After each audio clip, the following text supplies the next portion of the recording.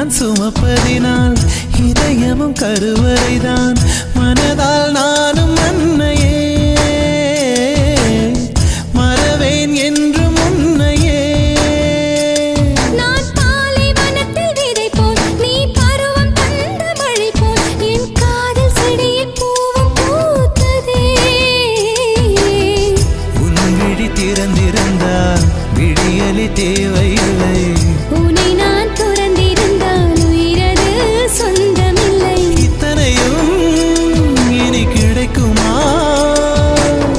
கிடைக்கும் கிடைக்கும், நான் கூட சொல்கிறேன். அழகே பிரம்மனிடம் மனு கொடுக்க போயிருந்தேன்.